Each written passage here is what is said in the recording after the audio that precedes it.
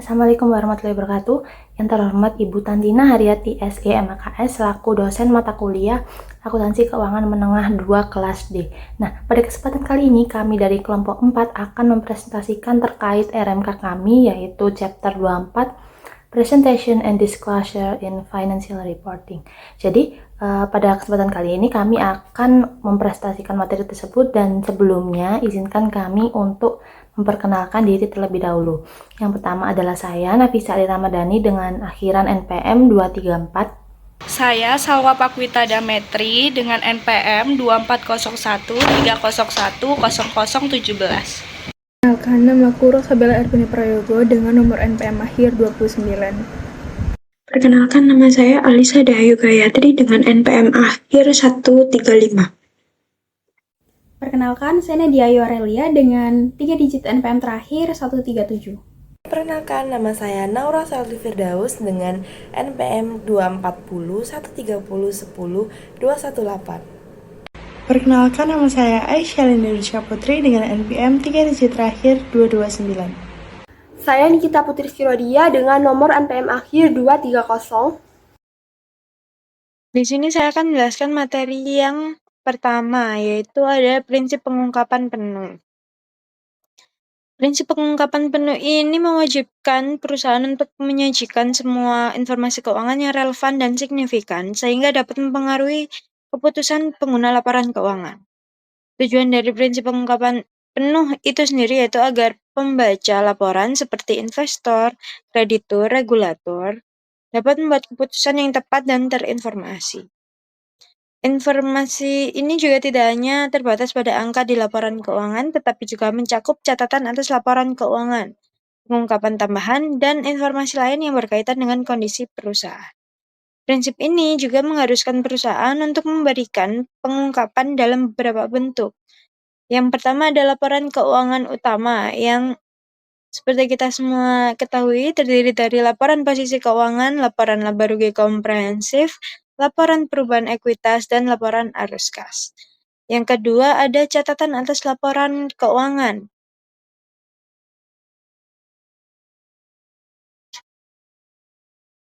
Catatan atas laporan keuangan ini menjelaskan mengenai kebijakan akuntansi signifikan, informasi detail tentang akun tertentu, estimasi dan pertimbangan manajemen, komitmen dan kontingensi, instrumen keuangan, nilai wajar, dan resiko. Catatan dalam atas laporan keuangan ini seringkali berisi informasi teknis dan detail yang penting untuk memahami angka utamanya. Yang ketiga ada informasi tambahan atau supplementary information. Contohnya seperti pengungkapan perubahan harga, informasi minyak dan gas, risiko dan ketidakpastian, data segmen usaha. Yang terakhir ada informasi lain di luar laporan keuangan, yang contohnya seperti komentar dari manajemen, surat kepada pemegang saham, berita industri, dan analisis pihak ketiga. Selanjutnya ada jenis-jenis pengungkapan penting yang harus dibahas. Seperti yang pertama ada persediaan atau inventory. Dalam persediaan ini harus mengungkapkan metode penilaian apa yang dipakai, FIFO, rata-rata, atau yang lain. Yang kedua ada komposisi persediaan, dan yang ketiga ada kewajiban atau pembiayaan terkait persediaan. Nah, ketiga komponen ini harus diungkapkan agar mengetahui metode apa yang mempengaruhi harga pokok penjualan atau COGS dan laba. Dan terkadang di periode inflasi, FIFO dan average ini akan menghasilkan laba yang berbeda. Yang kedua ada aset tetap atau PPE, Property Plant and Equipment. Komponen-komponen yang harus diungkapkan yaitu ada dasar penilaian menggunakan historis atau revaluasi. Yang kedua ada metode penyusutan, yang ketiga umur manfaat, keempat akumulasi penyusutan, dan yang terakhir ada penjelasan atas penurunan nilai. Komponen-komponen ini harus diungkapkan untuk menentukan beban penyusutan dan nilai yang tercatat atau berdampak signifikan pada neraca dan laba. Yang ketiga ada klaim kreditor. Komponen-komponen yang harus diungkapkan yaitu jatuh tempo utang, kewajiban jangka panjang, dan jadwal pelunasan 5 tahun. Komponen-komponen tersebut harus diungkapkan untuk menilai likuiditas dan risiko refinancing, pelanggaran covenant yang nantinya bisa menyebabkan pemanggilan hutang. Yang keempat, ada klaim pemegang saham. Komponen yang harus diungkapkan atau yang mencakup yaitu ada jumlah saham beredar, hak preferensi saham konversi, dan pembatasan dividen. Komponen-komponen ini harus diungkapkan agar memperlihatkan struktur modal dan klaim residual pada aset. Yang kelima ada kontingensi dan komitmen. Komponen yang diungkapkan atau kontingensi dan komitmen ini harus mengungkapkan gugatan hukum, garansi, renegosiasi kontrak, dan pembatasan pinjaman. Komponen-komponen ini wajib diungkapkan agar mengetahui potensi arus kas keluar yang belum tercatat yang nantinya dapat mempengaruhi solvabilitas. Yang keenam ada nilai wajar atau fair value. Ini pengungkapannya harus menjelaskan mengenai hierarki level nilai wajar menggunakan level 1, 2, atau 3. Yang kedua ada metode dan asumsi penilaian. Komponen-komponen ini harus dijelaskan agar mengetahui banyaknya aset atau liabilitas seperti investasi, derivatif yang tidak punya pasar aktif. Asumsi menentukan nilainya. Yang ketujuh ada pajak tangguhan, pensiun, dan sewa. Ini mengungkapkan mengenai aset dan liabilitas pajak tangguhan, komponen pensiun, dan perjanjian sewa. Komponen-komponen itu harus diungkapkan untuk mengetahui apakah mempengaruhi kewajiban jangka panjang dan beban masa depan. Yang terakhir ada perubahan kebijakan akuntansi. Jika perusahaan mengubah kebijakan akuntansinya, maka harus diungkapkan juga alasan dari perubahan kebijakan tersebut dan dampaknya terhadap laporan keuangan. Dan mengapa pengungkapan tersebut harus dijelaskan, yaitu untuk membantu pembaca dalam memahami perbandingan antar periode. Selanjutnya ada tantangan dari beban pengungkapan. Yang pertama ada biaya sumber daya. Dalam menyusun catatan detail ini sangat membutuhkan staf akuntansi, konsultan, dan audit. Yang kedua ada risiko kompetitif. Jika perusahaan mengungkap informasi terlalu rinci juga akan bisa membocorkan strategi atau data sensitif ke pesaing, yang nantinya akan jadi pertimbangan apakah legal atau strategisnya. Yang ketiga ada kerumitan penyajian. Tantangan dari beban pengungkapan ini juga takutnya informasi teknis ini sulit dipahami oleh non-spesialis, dan maka diperlukan untuk ringkasan manajemennya. Yang terakhir ada trade-off biaya manfaat. Ini perusahaan juga harus menimbang apakah biaya pengungkapan dengan manfaat bagi pemakainya. Inti dari prinsip pengungkapan penuh itu sendiri secara sederhananya, perusahaan harus mengungkapkan semua informasi penting yang dapat mempengaruhi keputusan pemakai laporan keuangan, baik pada laporan utama maupun catatan tambahan. Selanjutnya akan dijelaskan oleh rekan saya. Pada disclosure issues itu terdapat disclosure of special transaction or events, di mana itu menjelaskan apa saja yang wajib diungkapkan atau disclosed dalam laporan keuangan ketika perusahaan melakukan transaksi atau kejadian khusus.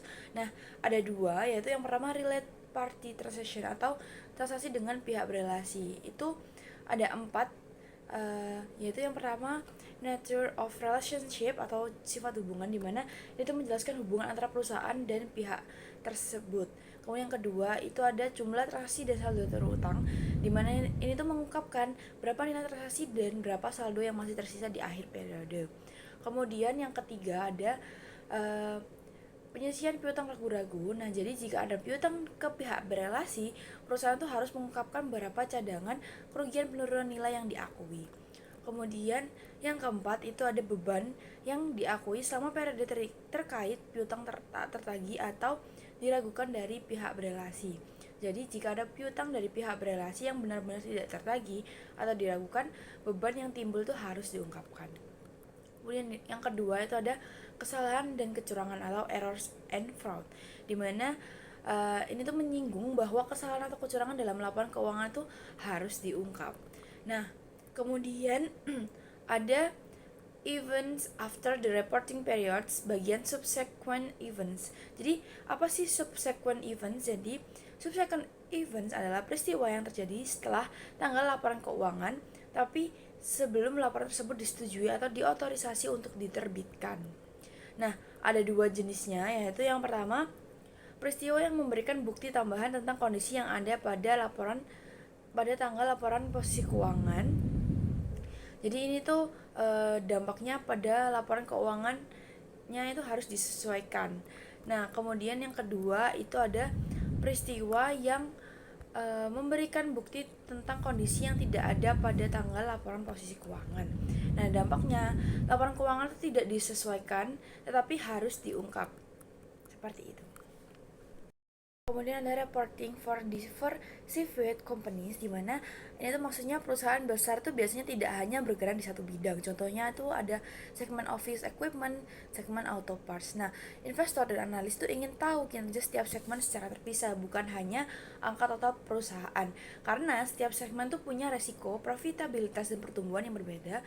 Kalau hanya melihat laporan konsolidasi, investor tuh tidak tahu segmen mana yang untung dan mana yang rugi. Makanya pada gambar itu ada income statement yang bisa berdasarkan segmen. Jadi yang kolom pertama itu ada consolidate, yaitu total perusahaan gabungan.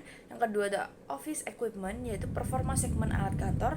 Dan yang ketiga ada auto parts, dimana itu performa segmen spare part mobil.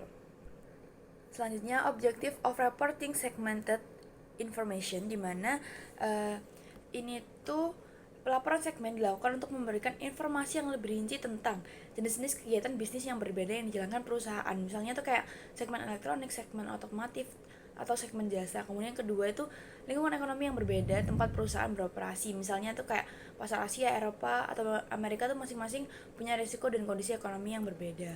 Nah, manfaatnya bagi pengguna laporan keuangan itu ada 3, yaitu yang pertama lebih memahami kinerja perusahaan karena setiap segmen tuh memiliki atau menampilkan pendapatan, biaya, dan laba rugi masing-masing. Jadi pengguna tuh bisa melihat segmen mana yang untung, rugi, tumbuh cepat, atau boros biaya. Jadi kinerja perusahaan tuh terlihat lebih transparan dan detail. Kemudian yang kedua itu lebih mudah menilai potensi arus kas masa depan. Jadi itu investor ingin tahu dari mana arus kas di masa depan itu akan berasal. Jadi segmen reporting itu membantu menilai apakah segmen tertentu itu bisa menghasilkan arus kas yang stabil, segmen lain bisa beresiko mengalami penurunan, atau perusahaan itu perlu mengalihkan sumber daya ke segmen yang lebih menjanjikan. Nah, yang ketiga itu membuat keputusan yang lebih tepat tentang perusahaan secara keseluruhan. Jadi dengan informasi segmen, pengguna itu dapat menilai resiko perusahaan secara keseluruhan, kesehatan setiap lini bisnis, kemudian apakah perusahaan itu dikelola dengan baik, apakah layak untuk berinvestasi atau memberi pinjaman. Dalam basic principle itu IFRS mengharuskan perusahaan untuk menyajikan informasi segmen berdasarkan satu metode segmentasi. Metode tersebut adalah manajemen approach, di mana manajemen approach sendiri adalah mengikuti struktur internal perusahaan sebagaimana digunakan oleh manajemen dalam mengambil keputusan. Kemudian ada identifying operating segment, di mana operating segment itu harus memenuhi 3 kriteria, yaitu yang pertama melakukan aktivitas bisnis yang menghasilkan pendapatan dan menimbulkan beban. Kemudian hasil operasionalnya secara rutin ditinjau oleh Chief Operating Decision Maker. Dan yang ketiga memiliki informasi keuangan yang terpisah. Nah, jadi sebuah operating segment dianggap signifikan dan wajib dilaporkan secara terpisah jika memenuhi salah satu dari 3 ambang batas kuantitas berikut, yaitu yang pertama, revenue lebih besar sama dengan 10% dari total revenue seluruh segmen. Jadi segmen itu harus dilaporkan jika pendapatannya adalah 10% atau lebih dari total pendapatan semua operating segmen. Jadi revenue segmen lebih besar 10% kali total revenue seluruh segmen. Kemudian yang kedua ada profit atau loss lebih besar sama dengan 10% dari total profit atau total loss, dimana abang ini tuh memakai nilai absolut, jadi ini angkanya positif semua, dan segmen signifikan itu jika laba atau ruginya adalah 10% atau lebih dari. Jadi total laba seluruh segmen yang laba atau total rugi seluruh segmen yang rugi. Nah, diambil angka yang lebih besar.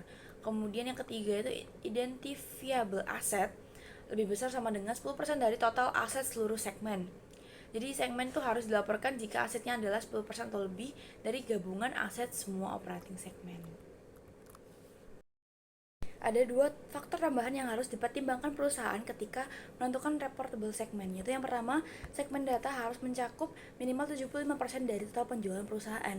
Nah, walaupun sudah menjalankan 10% tes, revenue, profit atau loss asset, IFRS itu menambahkan 75% tes untuk memastikan bahwa informasi segmen yang didapat itu benar-benar menggambarkan mayoritas bisnis perusahaan. Yang kedua itu IASB itu menetapkan batas wajar jumlah segmen yang dilaporkan sama dengan sekitar 10 segmen.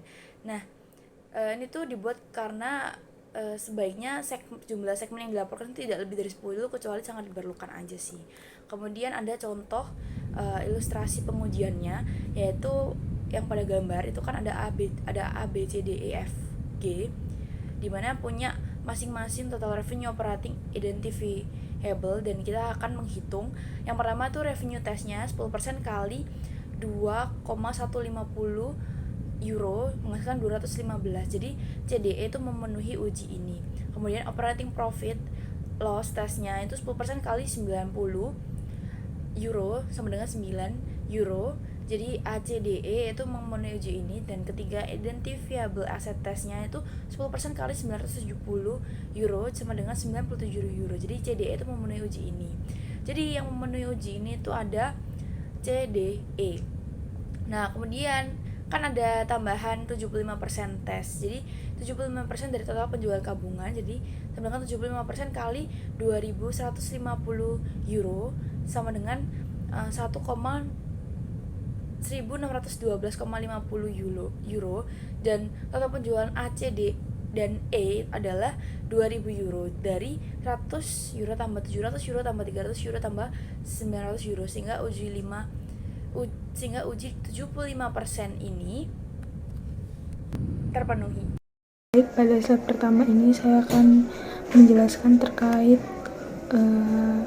measurement principle dan segmen reporting menurut IFRS 8. Dalam pelaporan segmen, perusahaan itu tidak wajib menggunakan prinsip akuntansi yang sama seperti yang digunakan dalam laporan keuangan konsolidasi. Alasannya itu karena IFRS itu sering tidak dirancang untuk diterapkan secara detail di level segmen. Nah, selain itu IFRS itu juga tidak mewajibkan alokasi biaya bersama atau common cost, karena biaya tersebut itu sifatnya sulit dibagi secara objektif dan cenderung arbitrary. Nah, alokasi itu hanya boleh dilakukan jika memang bisa ditelusuri langsung atau secara wajar dialokasikan ke segmen. Selanjutnya mengenai segmen reporting sesuai IFRS 8. IFRS 8 itu mengharuskan perusahaan untuk mengungkapkan seberapa informasi itu penting terkait dengan segmen operasi. Yang pertama, perusahaan itu harus menjelaskan informasi umum tentang segmen seperti faktor-faktor yang digunakan untuk menunjukkan segmen dan jenis produk atau layanan yang dihasilkan. Yang kedua, perusahaan itu wajib melaporkan informasi laba rugi segmen termasuk pendapatan eksternal maupun antar segmen. Nah, interest revenue dan interest expense, biaya amortisasi, penyusutan dan amortisasi, annual system hingga pajak penghasilan dan item non-cash yang signifikan. Yang ketiga itu perusahaan juga harus melaporkan total aset dan liabilitas masing-masing segmen. Kemudian ada kewajiban untuk menyediakan rekonsiliasi, yaitu menyesuaikan total pendapatan laba rugi, aset, dan liabilitas segmen dengan total perusahaan secara keseluruhan. Nah, selain itu juga harus ada informasi terkait produk atau jasa dan informasi geografis seperti pendapatan per wilayah dan aset jangka panjangnya. Yang terakhir, jika ada suatu pelanggan yang kontribusinya itu lebih dari 10% pendapatan, maka perusahaan itu wajib mengungkapkan jumlah pendapatan tersebut berserta segmen. Jadi, secara keseluruhan IFRS 8 ini menekankan pada transparansi agar penggunaan laporan keuangan itu memahami kinerja tiap segmen secara lebih jelas dan detail. Lalu pada slide kedua ini saya akan menjelaskan mengenai interim reporting, yang dimana ini merupakan laporan keuangan yang disusun untuk periode kurang dari 1 tahun. Nah, laporan ini itu sangat penting untuk memberikan informasi yang lebih cepat pada pengguna laporan sehingga memenuhi prinsip timelines. Dalam penyusunan IFRS lebih memihak pada descriptive approach, yaitu setiap periode interim itu dianggap sebagai periode akuntansi tersendiri. Nah, pendekatan ini memastikan bahwa pengangkutan pendapatan dan beban itu harus mengikuti prinsip akuntansi yang sama seperti laporan tahunan tanpa menunda atau mempercepat beban untuk keperluan periode berikutnya. Nah, perusahaan itu juga harus menggunakan metode akuntansi yang konsisten dengan laporan tahunan, termasuk metode inventory. Nah, satu-satunya pengecualian adalah diperbolehkannya penggunaan gross profit method sementara, tapi tetap harus direkonsiliasi dengan metode tahunan. Nah, pada interim reporting, perusahaan itu harus menjelaskan perubahan signifikan sejak laporan tahunan sebelumnya. Contohnya adalah pengaruh musim, item besar yang mempengaruhi aset atau laba, perubahan estimasi, pembayaran dividen, rasio utang dan ekuitas, perubahan kontingensi, hingga perubahan struktur perusahaan seperti akuisisi. Nah, selain itu juga ada isu unik seperti perhitungan pajak. IFRS itu mewajibkan menggunakan annualized approach, artinya pajak interim dihitung berdasarkan estimasi tarif rata-rata 1 tahun penuh. Lalu ada isu seasonality, di mana industri tertentu itu mengalami penjualan tinggi hanya pada musim tertentu sehingga labanya itu bisa berfluktuatif karena fixed cost-nya itu yang relatif tetap.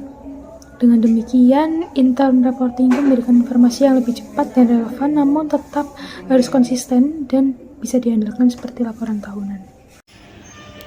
Selanjutnya, laporan auditor dan laporan manajemen, di mana laporan auditor merupakan sumber informasi penting bagi pengguna laporan keuangan karena auditor sebagai pihak independen menilai apakah laporan keuangan telah disajikan secara wajar sesuai IFRS. Melalui audit, auditor memberikan opini yang mencerminkan kualitas penyajian laporan keuangan, termasuk apakah ada salah saji material atau penyimpangan kebijakan akuntansi.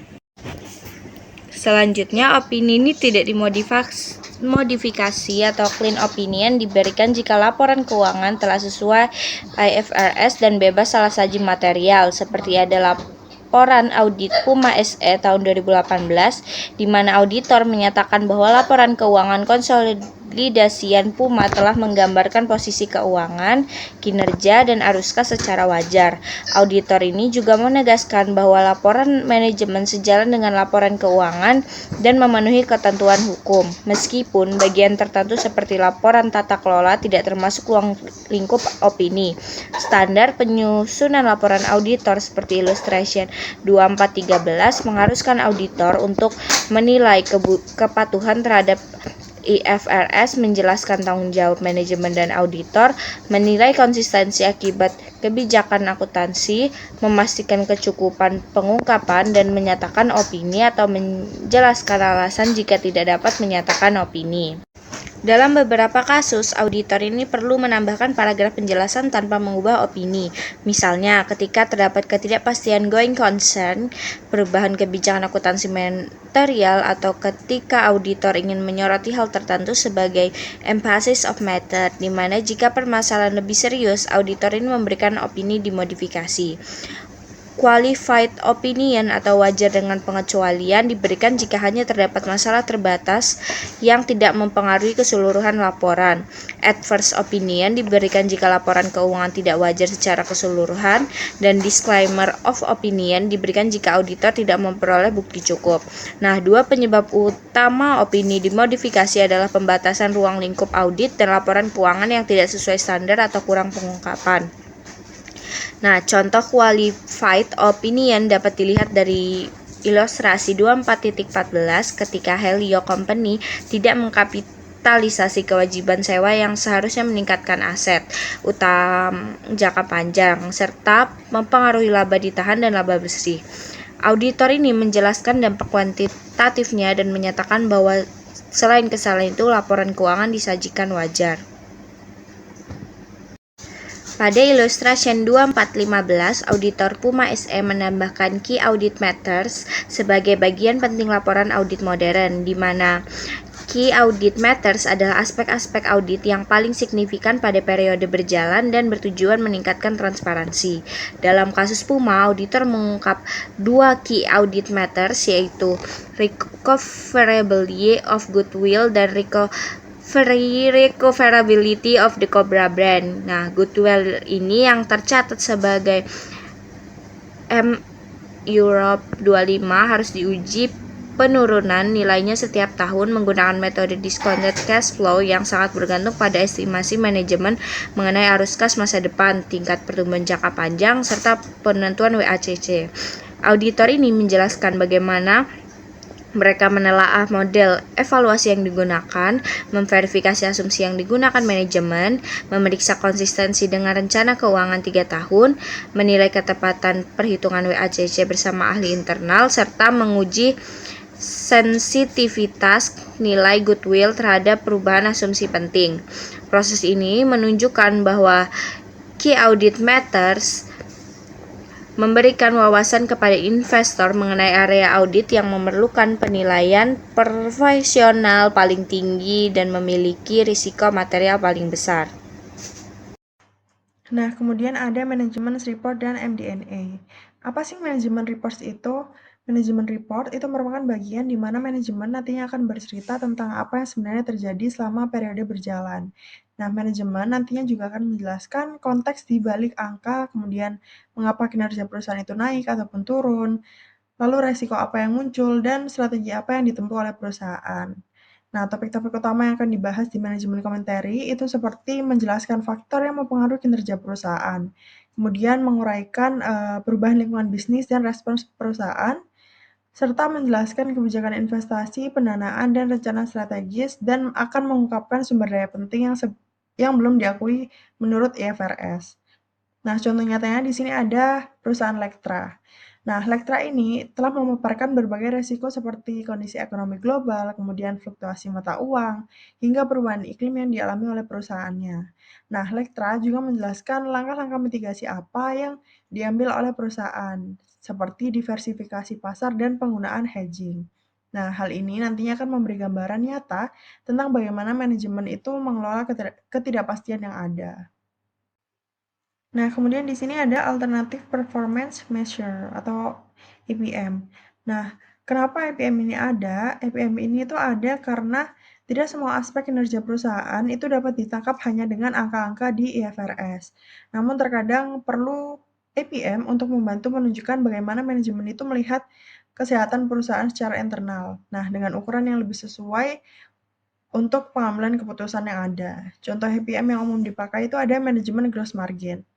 Nah, manajemen gross margin ini itu akan menggunakan perhitungan margin versi manajemen yang mengecualikan beberapa biaya tertentu, sehingga nantinya akan lebih mencerminkan profitabilitas operasional sebenarnya.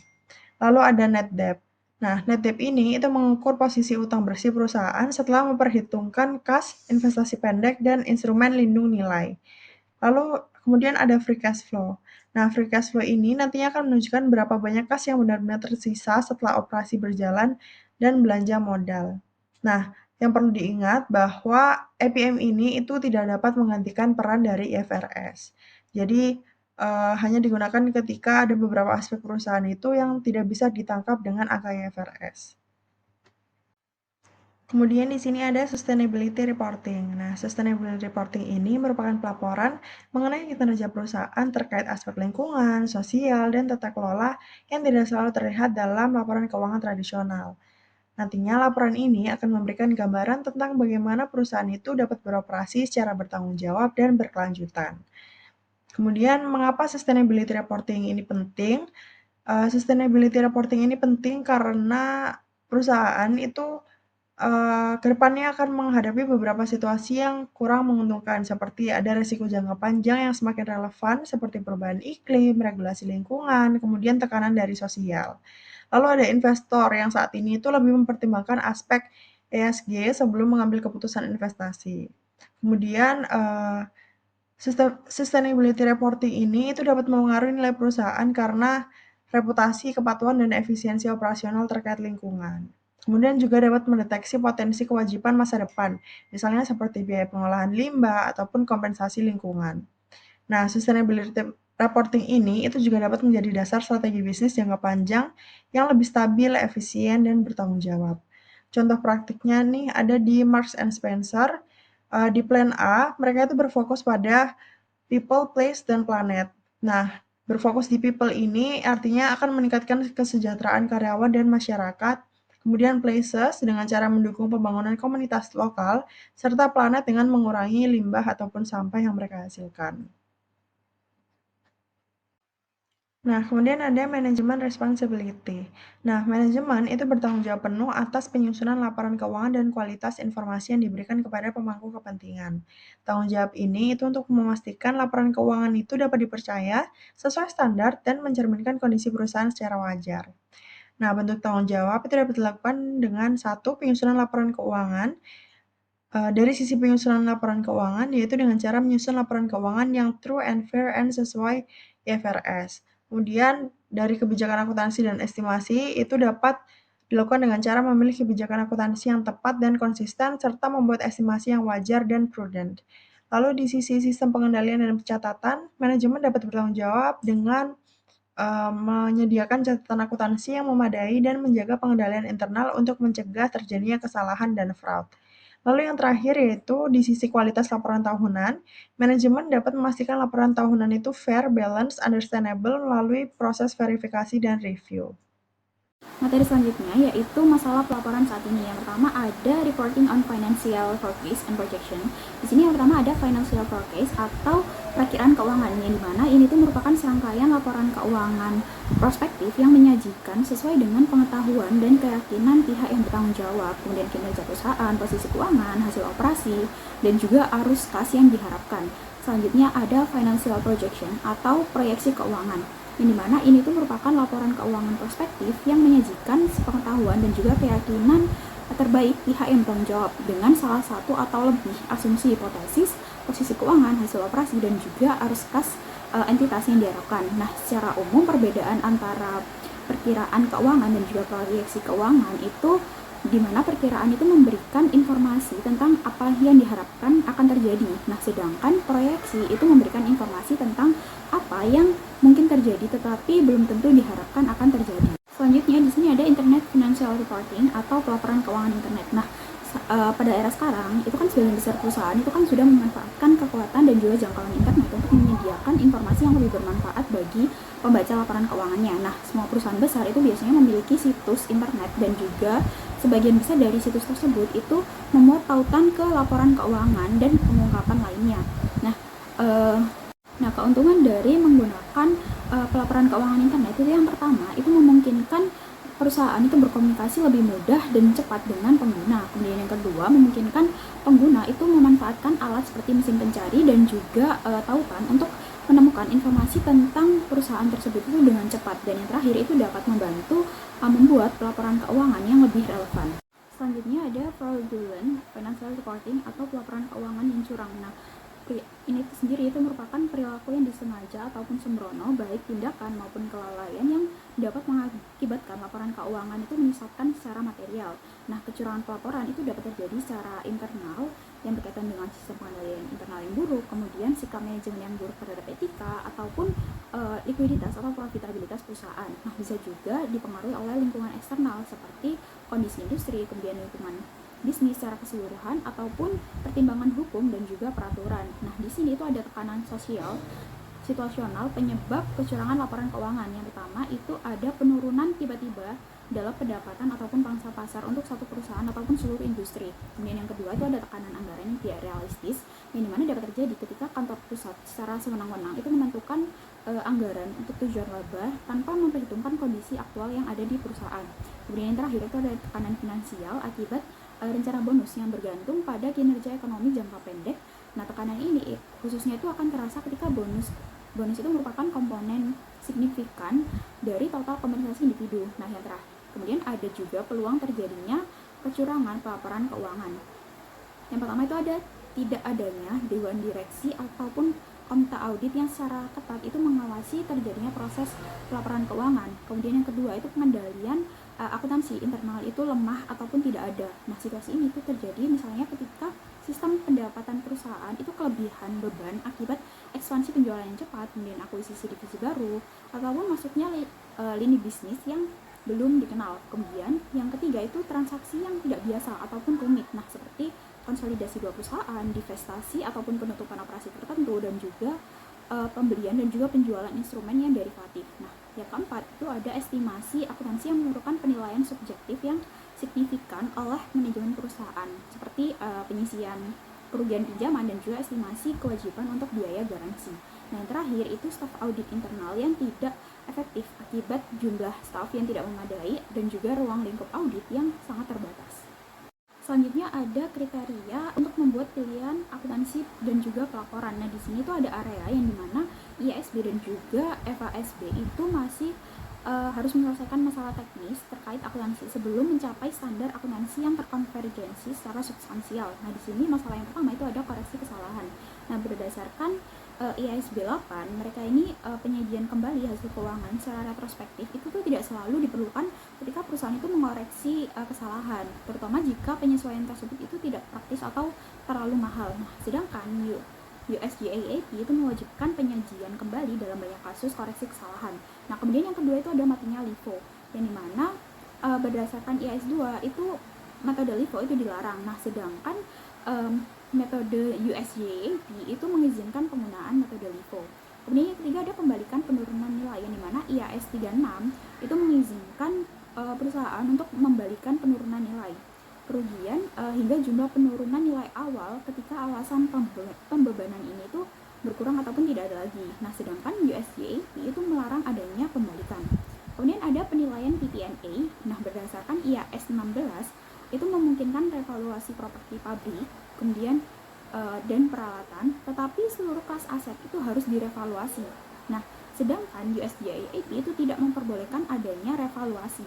Kemudian yang kelima itu ada penyusutan komponen, yang dimana berdasarkan IAS 16 perusahaan itu harus mengakui dan juga komponen peralatan itu dapat disusunkan secara terpisah jika komponen-komponen tersebut itu dapat dipisahkan secara fisik dari aset dan memiliki masa manfaat yang berbeda. Nah, sedangkan US GAAP itu memperbolehkan penyusutan komponen tetapi tidak diwajibkan.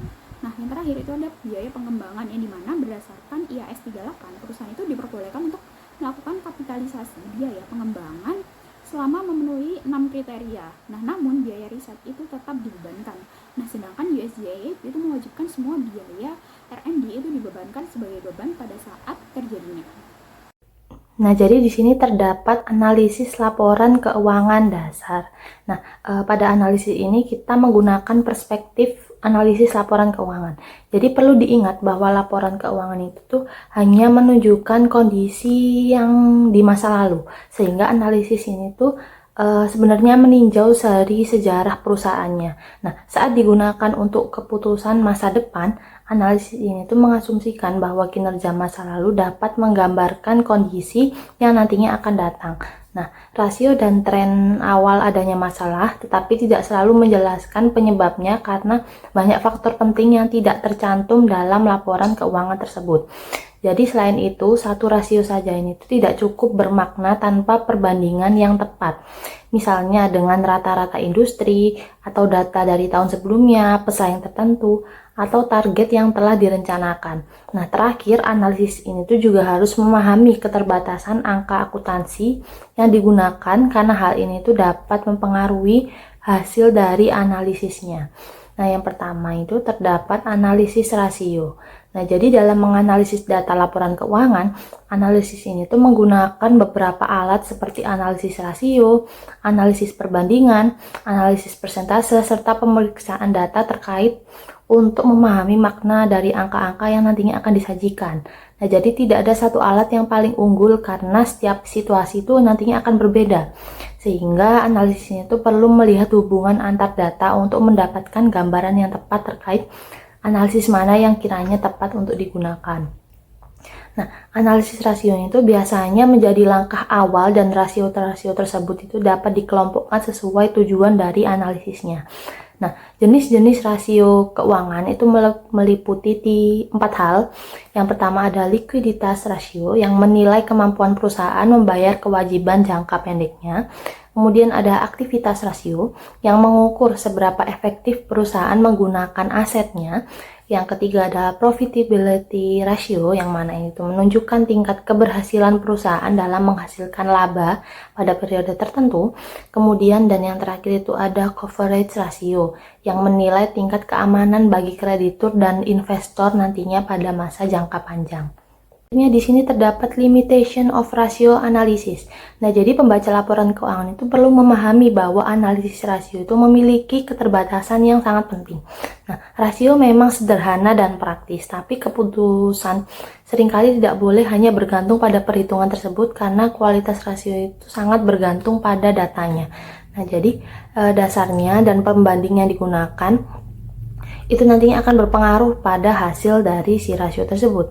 Banyak rasio disusun berdasarkan biaya historis sehingga dapat menimbulkan penilaian yang keliru jika nilai wajar nantinya tidak kita perhitungkan. Nah, selain itu ketika laporan keuangan mengandung banyak estimasi seperti depresiasi dan amortisasi, maka rasio yang bertumpu pada laba itu menjadi kurang akurat karena angka laba sendiri itu bersifat perkiraan. Nah, keterbatasan terbesar adalah sulitnya membandingkan perusahaan dalam satu perkiraan saja. Nah, jadi adanya akibat tersebut maka perbedaan kebijakan akuntansi itu tuh karena itu analisis harus mengenali perbedaan tersebut dan menyesuaikan dengan datanya agar dapat dibandingkan secara tepat. Nah, di sini tuh terdapat keterbatasan terbesar dalam analisis rasio. Nah, jadi sulit untuk membandingkan perusahaan dalam industri yang sama. Nah, untuk mencapai perbandingan yang adil, maka analisis ini tuh harus mengidentifikasi perbedaan kebijakan akuntansi antar perusahaan dan menyesuaikan laporannya agar bisa dibandingkan secara setara. Nah, perbedaan tersebut itu biasanya terjadi pada yang pertama, ada penilaian persediaan. Nah, jadi misalnya pengguna itu tuh menggunakan metode FIFO atau rata-rata, maka pilihan metode itu dapat membuat nilai perbedaan dari persediaannya itu jauh. Selanjutnya ada metode depresiasi yang mana perbedaan antara metode garis lurus dan metode dipercepat itu tuh dapat mempengaruhi biaya dan labanya. Kemudian ada kapitalisasi dan pembebanan biaya. Jadi beberapa perusahaan itu mencatat biaya sebagai aset, sementara yang lain itu langsung dicatat sebagai beban. Yang keempat itu ada pencatatan investasi saham, yang mana adanya penggunaan metode ekuitas dan ada juga yang menggunakan metode nilai wajar. Nah, kemudian ada perlakuan biaya pasca kerja. Jadi itu perusahaan dapat menggunakan pendekatan berbeda dalam mengakui biaya manfaat pensiun atau biaya pasca kerjanya. Nah, kemudian yang keenam ada penentuan operasi yang dihentikan. Jadi penurunan nilai dan item tidak biasa. Nah, praktis yang meragukan dapat membuat laba tampak lebih baik atau lebih buruk dari kondisi yang sebenarnya. Nah, sebenarnya banyak faktor penting yang mempengaruhi kinerja perusahaan tidak muncul dalam laporan keuangan, seperti perubahan industri, pergantian manajemen, tindakan pesaing, dan bahkan perkembangan teknologi serta aktivitas serikat dari si para pekerjanya. Nah, karena itu analis ini tuh harus mencari informasi tambahan dari berita dan sumber lain menurut hipotesis dan pasarnya. Nah, pelaku pasar ini tuh biasanya sudah mengetahui dampak peristiwa tersebut sebelum laporan keuangan terbit, sehingga harga saham itu sudah menyesuaikannya terlebih dahulu. Jadi di sini terdapat komparatif analisis. Nah, analisis komparatif itu adalah metode yang menyajikan informasi keuangan untuk 2 periode atau lebih. Nah, sehingga item-item yang sama dapat dibandingkan dari waktu ke waktu. Nah, berbeda dengan analisis rasio yang hanya memberikan gambaran pada satu titik waktu, analisis komparatif itu membantu analis apakah suatu metode itu tuh akan mengalami kenaikan atau penurunan setiap tahunnya, dan bagaimana perubahan tersebut itu berhubungan dengan pos-pos yang lainnya. Jadi umumnya perusahaan itu menyajikan laporan keuangan komparatif berupa 2 tahun laporan posisi keuangan dan 3 tahun laporan laporan laba rugi. Nah, jadi serta sering menambahkan ringkasan data penting untuk 5 hingga 10 tahun dalam laporan tahunan. Nah, praktik ini sesuai dengan IFRS membuat laporan lebih bermanfaat karena memperlihatkan pola dan tren yang mempengaruhi perusahaan dari waktu ke waktunya. Di sini saya akan berikan ilustrasi 24A.2 yang menampilkan laporan ringkas dari Anetech Chemical Corporation untuk periode 5 tahun serta data pendukung tambahannya. Jadi di sini terdapat condensed cooperative statement yang mana ini tuh milik Anetech Chemical Corporation pada tahun 2022 sampai tahun 2018 sampai tahun 2022. Nah, di sini disediakan laporannya bahwa kita ketahui bahwa di sini itu terdapat perbandingan antara tahun 2018, tahun 2019, tahun 2020 sampai tahun 2022. Nah, ini tuh berupa laporan laba rugi yang mana kita bisa mengetahui bahwa net income atau laba bersihnya dari tahun ke tahun itu tuh bertambah atau berubah dari yang tahun 2018 awalnya sebesar $114,8 sampai pada tahun 2022 itu sebesar $150.000, yang mana kita ketahui bahwa dari rentang tahun tersebut itu terdapat kenaikan laba. Nah, di sini juga diberikan laporan posisi keuangan yang mana juga berbeda dari tahun-tahun selanjutnya. Dari tahun 2018 yang mana itu sebesar $185.000. Kemudian pada tahun 2022 itu sebesar $306,3. Nah, berikut dapat ditarik kesimpulan bahwa kalau menggunakan analisis komparatif, maka kita bisa melihat perbandingan antara beberapa tahun ke depan, tidak hanya kita melihat pada tahun yang kita catat saja, seperti itu. Kemudian di sini terdapat percentage atau common size dari analisis. Nah, analisis persentase ini digunakan untuk analisis dalam menilai dan membandingkan perusahaan dengan cara mengubah sumber jumlah data terkait menjadi presentasi dari suatu dasar tertentu. Misalnya, seluruh pos dalam laporan laba rugi ini dapat dinyatakan sebagai persentase dari penjualan atau dari harga pokok penjualan. Nah, jadi sementara pos dalam laporan posisi keuangan itu dapat dijadikan persentase dari total asetnya. Nah, dengan mengubah angka tersebut menjadi persentase, analis ini itu lebih mudah melihat perbandingannya, sehingga ukuran relatif setiap pos serta perubahan yang terjadi dari waktu ke waktu ini itu dapat kita lihat dengan sempurna. Nah, metode ini juga mempermudah perbandingan antara perusahaan yang ukurannya berbeda.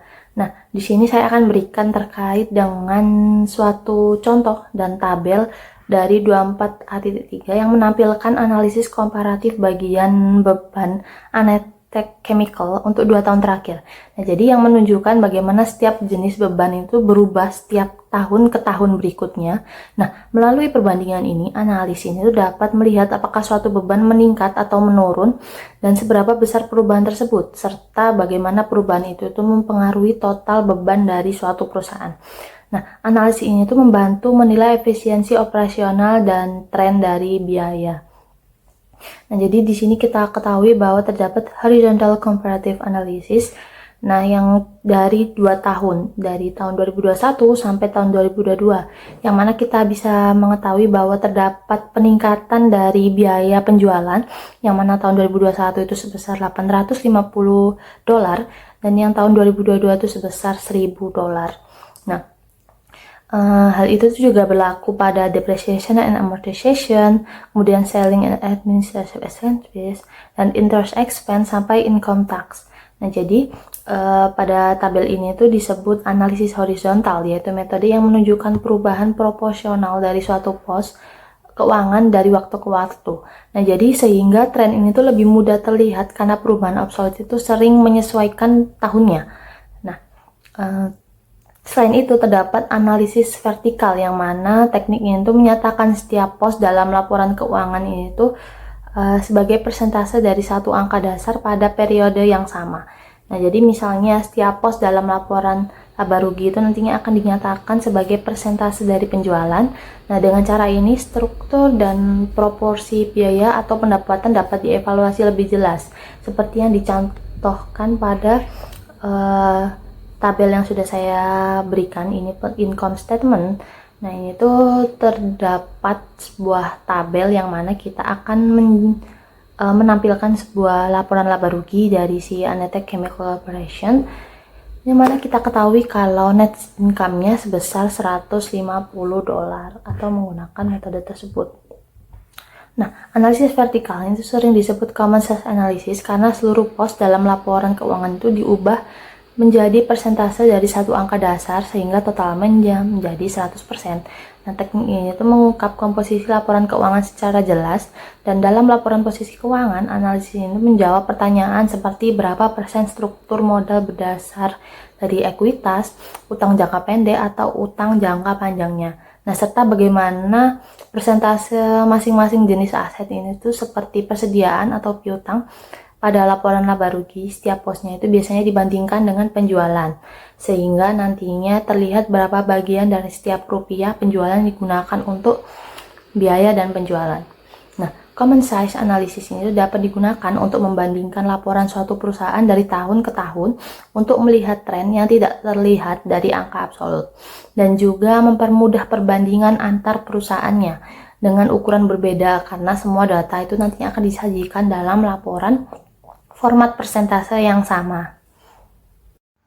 Nah, kemudian saya akan melanjutkan untuk membahas Appendix 24 yang B, yakni mengenai mengadopsi IFRS untuk first time atau pertama kalinya.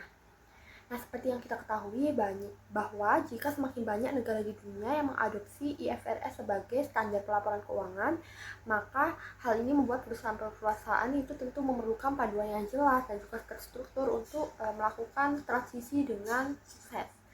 Nah, tujuan utama dari penerapan IFRS untuk pertama kali ini adalah untuk memastikan bahwa informasi yang disajikan itu sudah sesuai dengan standar IFRS yang meliputi transparansi atau laporan keuangan yang harus mudah dipahami dan tidak menyesatkan. Kemudian memberikan titik awal yang sesuai dan juga memastikan laporan keuangan itu dasarnya kuat dan akurat untuk periode-periode yang mendatang. Yang terakhir, biaya yang dikeluarkan tidak melebihi manfaat yang diperoleh. Jadi, transisi ini harus efisien atau nilainya sepadan. Nah, prinsip utama dari adopsi IFRS ini adalah untuk penerapan retrospektif penuh. Berarti menyajikan laporan keuangan seolah-olah IFRS sudah diterapkan sejak awal periode. Tujuannya untuk memastikan keterbandingan antara laporan keuangan sebelum dan juga sesudah adopsi IFRS. Nah, di sini bisa dilihat ada dua tanggal penting yang perlu kita perhatikan. Yang pertama adalah transition date, yaitu awal periode komparatif terawal. Di sini misalnya 1 Januari 2022. Yang kedua adalah reporting date, yaitu tanggal neraca pertama yang disusun berdasarkan IFRS.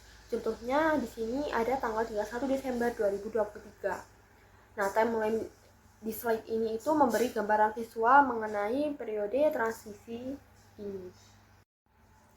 Nah, kemudian membahas mengenai langkah-langkah implementasi dalam menyusun neraca pembuka IFRS. Nah, ada 4 langkah utama yang perlu diikuti. Yang pertama, masukkan aset dan liabilitas yang diwajibkan oleh IFRS. Yang kedua, keluarkan aset dan liabilitas yang tidak diizinkan oleh IFRS. Ketiga, klasifikasikan aset dan liabilitas sesuai dengan IFRS. Dan yang keempat, ukur aset dan liabilitas sesuai dengan IFRS. Nah, untuk memberikan gambar yang lebih jelas, di sini melihat situasi perusahaan New World SA yang mana beralih dari GAAP lama ke IFRS pada 1 Januari 2022. Nah, dalam transisi ini terdapat 3 perbedaan kebijakan akuntansi utama yang perlu disesuaikan. Di sini juga memberikan contoh jurnal penyesuaian yang perlu dilakukan, misalnya untuk kapitalisasi biaya pengembangan, debitnya development cost, dan kreditnya retained earnings masing-masing sebesar 500.000. Kemudian untuk melakukan liabilitas garansi, debitnya retained earnings 100.000, kreditnya warranty liability 100.000. Terakhir, pengakuan biaya mesin, Debitnya equipment 150.000, untuk kredit akumulasi depreciation equipment 60.000, dan juga retained earnings sebesar 90.000. Nah, jurnal-jurnal ini itu adalah contoh bagaimana kita menyesuaikan laporan keuangan kita agar sesuai dengan IFRS. Nah, tidak semua penerapan IFRS ini harus dilakukan secara retrospektif penuh. IFRS ini memberikan beberapa pengecualian. Nah, pengecualian ini sendiri dibagi menjadi dua kategori. Ada pengecualian wajib dan juga pengecualian opsional.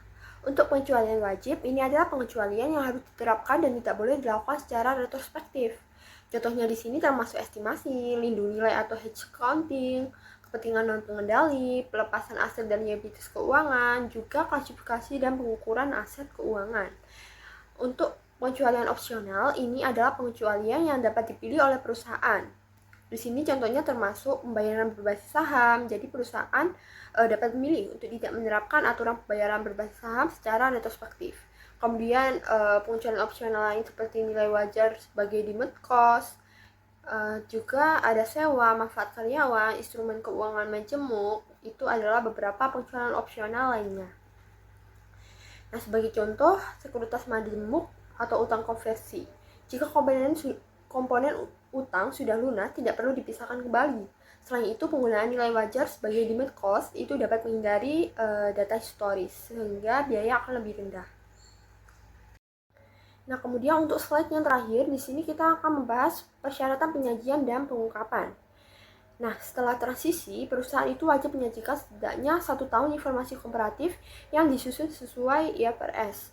Secara teknisnya, laporan keuangan pertama ini harus mencakup 3 neraca, 2 laporan laba rugi komprehensif, 2 laporan arus kas, dan 2 laporan perubahan ekuitas. Yang paling kritis adalah penyajian rekonsiliasi yang menyajikan atau menjelaskan bagaimana transisi dari GAAP lama ke IFRS mempengaruhi posisi keuangan dan kinerja perusahaan. Nah, untuk rekonsiliasi ini di sini ada ilustrasi 24B4. Ini itu menunjukkan perubahan ekuitas perusahaan karena transisi. Kita bisa lihat aset tetap, goodwill, dan aset keuangan berubah nilainya karena aturan pengukuran dan klasifikasi yang berbeda. Kemudian ada ilustrasi 24 yang B yang 5, ini itu menunjukkan dampak pada kinerja tahunan. Laba kotornya turun karena pengakuan liabilitas pensiun dan juga perubahan metode persediaan. Jadi transisi itu tidak hanya mempengaruhi neraca, tapi juga mempengaruhi laporan laba rugi. Jadi itulah presentasi dari kami. Kurang lebihnya kami mengucapkan mohon maaf apabila ada kesalahan. Terima kasih telah menonton video kami. Kami akhiri. Wassalamualaikum warahmatullahi wabarakatuh.